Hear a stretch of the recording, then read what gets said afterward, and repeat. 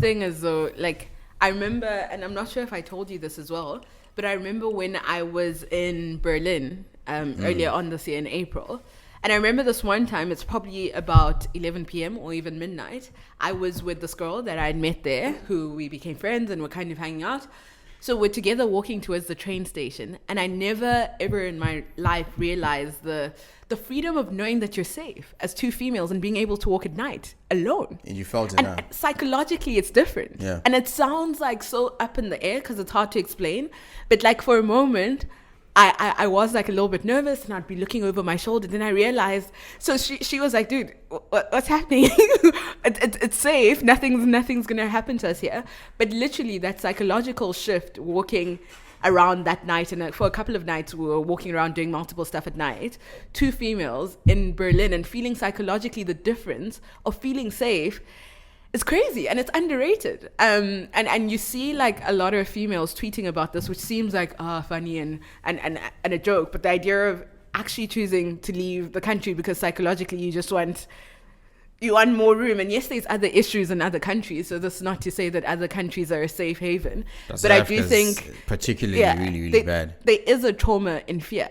So even there are times where I'm in an Uber, and like for a second when he locks the doors, so when you hear that, like for a second I'm just your heart like, kind of jumps. Man, yeah. Or when he's using a different route and you're like, man, I don't know this route. For a second you're kind of like, man, anything could happen.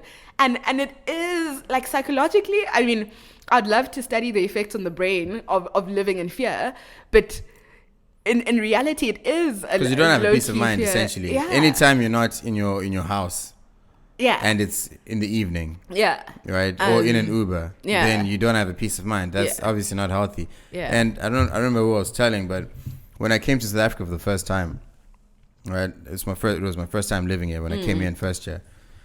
So in Zimbabwe, you hear all these things like South Africa, these things happen, like you get mugged, you can get stabbed, especially the stabbing one. That was like a thing that happens apparently, you know.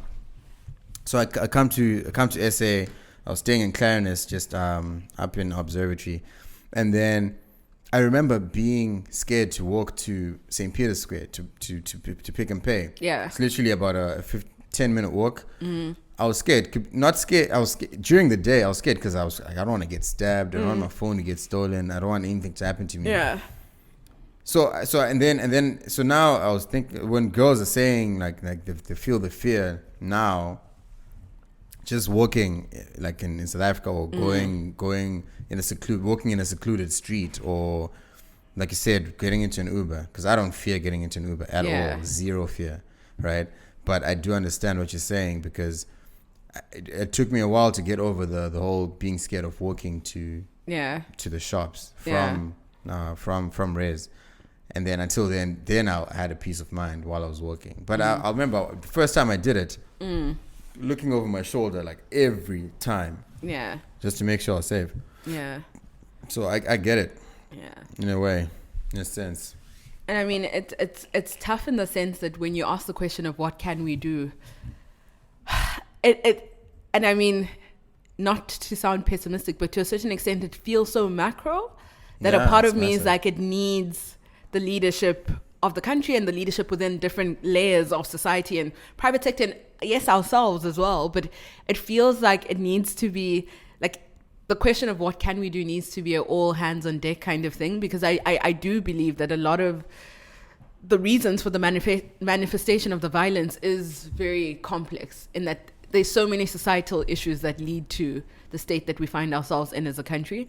I think it's sad that a lot of the cases, as we were chatting about earlier, a lot of the cases that happen to people who live in poor communities don't get reported or get as much airtime on social media or anywhere else. It's sad, because it kind of makes this incident feel unique versus we're actually in big trouble, and I'm not sure what the answers are. I don't think there are any easy answers to it. Yeah, it's quite bad.